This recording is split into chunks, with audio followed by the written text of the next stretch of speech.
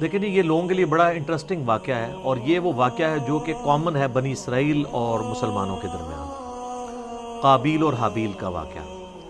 قابیل اور حابیل کا نام تو قرآن و سنت میں نہیں ملتا، ہمارے پرانے مفسرین نے استعمال کیا ہے۔ قرآن میں تو آیا کہ آدم کے 2 بیٹے، اسی طریقے سے احادیث میں بھی بخاری مسلم میں ہی آیا کہ آدم کے 2 بیٹے۔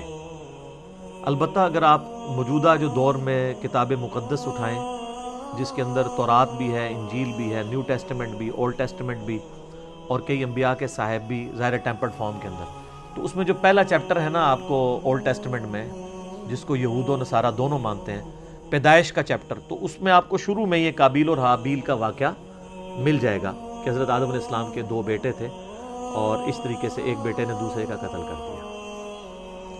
باقی جو اس کی ریزن بیان کی جاتی ہے وہ قتل کیوں ہوا، وہ ریزن تورات میں بھی اس طریقے سے نہیں ملتی جو پبلک کے اندر مشہور ہے۔ جو پبلک میں مشہور ہے اسرائیلی روایتوں کی وجہ سے، وہ میں آپ کو بتا دیتا ہوں۔ نہ وہ مسلمانوں کے ہاں کوئی روایت ملتی ہے، نہ تورات کے اندر ہے۔ ہو سکتا ہے اسرائیلی روایتیں ہوں، تورات میں بھی اس طریقے سے واقعہ نہیں آیا، جنرل واقعہ ہے جو قرآن میں آیا ہے، اسی طریقے سے جنرل واقعہ۔ تورات میں ذرا زیادہ ڈیٹیل آئی ہے۔ مشہور یہی کیا ہوا انہوں نے کہ جی وہ حضرت آدم علیہ السلام کا ایک گھر، ان کے گھر جوڑا صبح کے وقت پیدا ہوتا تھا، لڑکی اور لڑکا، اور ایک شام کے وقت۔ تو جو صبح والا لڑکا ہوتا تھا اس کا نکاح شام والی لڑکی کے ساتھ کروایا جاتا تھا، اور شام والا جو لڑکا ہے اس کا نکاح صبح والی لڑکی کے ساتھ کروایا جاتا تھا۔ شروع میں جب انسانی نسل کو اللہ نے چلانا تھا، بعد میں تو محرم رشتے آ گئے۔ تو وہ کہتے ہیں کہ جی قابیل کے ساتھ جو لڑکی پیدا ہوئی تھی وہ خوبصورت تھی، اور جو حابیل کے ساتھ پیدا ہوئی تھی وہ اتنی خوبصورت نہیں تھی۔ تو جب رشتے کی باری آئی تو قابیل نے کہا نہیں، میں تو اس کے ساتھ ہی نکاح کروں گا، اور اللہ کے حکم کو توڑنے کی کوشش، یعنی اسرائیلی روایت میں آپ کو بیان کر رہا ہوں۔ اس کے اوپر پھر ان کے درمیان ٹھن گئی، اور اس کے بعد جو کچھ ہے نا وہ قرآن میں بھی ہے، تورات کے اندر بھی ہے، کہ دونوں نے اللہ کے حضور اپنی نظر پیش کی۔ یہ آپ کو پورا واقعہ جو ہے نا سورۃ المائدہ کے اندر آیت نمبر 27 سے لے کر 32 تک مل جائے گا، وہ آپ پڑھ لیجئے گا۔ سورۃ المائدہ آیت نمبر 27 سے لے کر 32 تک۔ تو تورات میں یہ ملتا ہے کہ جو قابیل تھے وہ کھیتی باڑی کرتے تھے زمین میں، اور حابیل جو ہے وہ بھیڑ بکریاں چڑھایا کرتے تھے۔ تو دونوں نے کہا ٹھیک ہے، ہم اللہ کے حضور قربانی پیش کریں گے، جس کی قربانی قبول ہو گئی نا اس کا موقف صحیح ہوگا۔ تو جو کسان تھا ظاہر ہے اس نے اپنی کھیتی پیش کرنی تھی، اس نے وہ اللہ کے سامنے پیش کی، اور حابیل جو تھا اس نے جو بھیڑ بکریاں یا کوئی مینڈا جو پالا تھا وہ دے دیا۔ وہ کہتے ہیں وہی مینڈا تھا جو اللہ نے اٹھا کے رکھ لیا، اور بعد میں حضرت ابراہیم علیہ السلام کے لیے وہ جو حضرت اسحاق کے لیے نازل ہوا بقول ان کے، اور ہمارے نزدیک حضرت اسماعیل کے لیے وہی مینڈا اتارا گیا تھا۔ تو سورہ آل عمران میں بھی آتا ہے کہ اگلے زمانوں میں بنی اسرائیل میں یہی ہوتا تھا کہ اللہ تعالیٰ قربانی اس طرح قبول کرتا تھا کہ آسمان سے ایک بجلی گرتی تھی، آگ کھا جاتی تھی۔ جس کو آگ کھا جائے یہ قبولیت کی دلیل، یہ سورہ آل عمران میں ملتا ہے۔ ایون مال غنیمت وہ جنگوں میں جو لوٹتے تھے نا وہ لا کے رکھتے تھے، آگ آگے ختم کر دیتی تھی۔ اس لیے بخاری مسلم میں آیا نا کہ اللہ نے میرے لیے جو ہے وہ مال غنیمت حلال کر دیا جو اگلوں کے لیے نہیں تھا۔ اس امت میں آپ خود بھی یوز کر سکتے ہیں وہ مال غنیمت۔ تو وہ آسمان سے آگ آئی تو اس مینڈے کو اٹھا کے لے گئی، اور کھیتی کو کچھ نہیں کیا۔ تو یہ اس بات کا ثبوت تھا کہ قابیل کی قربانی قبول نہیں ہوئی کھیتی والے کی، اور حابیل کی قبول ہو گئی ہے۔ تو اب تو اتنی بڑی دلیل دیکھنے کے بعد، لیکن آپ کو پتہ ہے دل بے ایمان تے حجتاں ٹیر، جب دل میں بے ایمانی ہو تو پھر کئی ایک حجت ہے۔ تو قرآن یہ بتاتا ہے کہ نبی علیہ السلام ان سے بیان کرو آدم کے 2 بیٹوں کا واقعہ حق کے ساتھ۔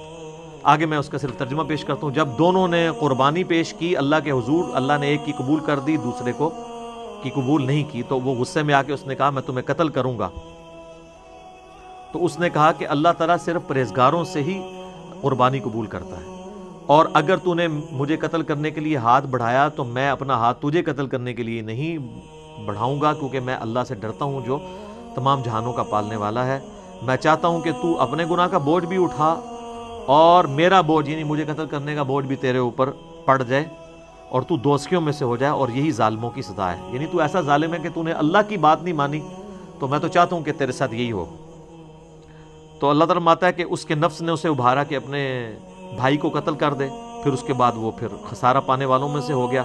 پھر اس کو یہ پتہ نہیں چل رہا تھا کہ میں لاش کیسے سنبھالوں، کیونکہ اس کے پیچھے یہ انسانیت کا پہلا قتل تھا. بخاری مسلم میں حدیث ہے جب بھی کسی کو ظلماً قتل کیا جاتا ہے نا تو آدم کے اس بیٹے پہ بھی اس کا وبال پڑتا ہے، کیونکہ اس نے وہ بات شروع کی تھی. جو بدعت شروع کرے گا اس کے اوپر بھی وبال ہوگا، اور اس کے اپنے وبال میں بھی کمی نہیں آئے گی جس نے یہ کام کیا. تو اللہ تعالیٰ نے کوے کو بھیجا، اس نے زمین کو ریدی تو اسے پتہ چل گیا. اور وہ یعنی اسرائیلی روایتوں میں ملتا ہے کہ کوئی کوا تھا، وہ مرا پڑا تھا، تو دوسرے کوے نے اس کے لیے زمین کھودی اور اس کو اس میں پھینک دیا. تو اس سے ان کو آئیڈیا آیا کہ میں اپنے بھائی کی لاش کو دفنا دوں. پھر اس نے کہا ہے افسوس، میں اپنے بھائی جیسا نہیں ہوں، میں اس کوے جیسا نہیں ہو سکا کہ اپنے بھائی کو دفنا سکتا. پھر وہ نادم ہو گیا.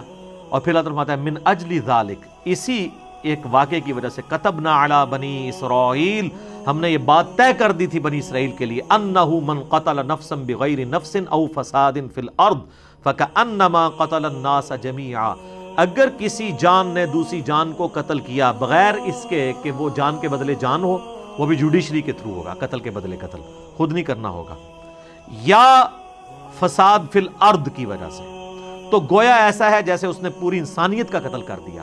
ومن احیاها فکأنما احیا الناس جمیعا، اور جس نے کسی ایک انسان کی بھی جان بچا لی گویا اس نے پوری انسانیت کی جان بچا لی. تو یہ حضرت آدم علیہ السلام کے 2 بیٹوں کے قتل والا جو واقعہ تھا، اس سے لیسن یہ ملتا ہے. میں اپنی گفتگو کو اس حوالے سے کنکلوڈ کروں گا اسی حدیث پہ جو بخاری اور مسلم دونوں میں ہے کہ نبی علیہ السلام نے فرمایا دنیا میں جب بھی کسی انسان کو ظلماً قتل کیا جاتا ہے تو اس کا گناہ کا بوجھ آدم کے اس بیٹے کے اوپر بھی پڑتا ہے جس نے سب سے پہلے انسانیت میں قتل کیا تھا، اور اس پہ تو پڑتا ہی ہے. اور اس کو سپورٹو وہ بھی حدیث ہے صحیح مسلم کی کہ جس نے اسلام میں اچھا طریقہ جاری کیا، جتنے لوگ عمل کریں گے اس کا ثواب اسے ملے گا اور ان کے اپنے ثواب میں بھی کمی نہیں آئے گی. اور جس نے اسلام میں برا طریقہ جاری کیا، جتنے لوگ اس کے اوپر عمل کریں گے اس کا وبال بھی اس پہ ہوگا اور وہ عمل کرنے والوں کے وبال میں بھی کمی نہیں ہوگی. یہ اسلام میں اچھی بدعت اور بری بدعت نہیں ہے، طریقہ. تو یہ برا طریقہ اس نے جاری کیا تھا، قیامت تک قابیل کے اوپر اس کا وبال رہے گا. والعیاذ باللہ تعالی. اللہ تعالیٰ ہمیں اس گناہ سے محفوظ فرمائے. آمین.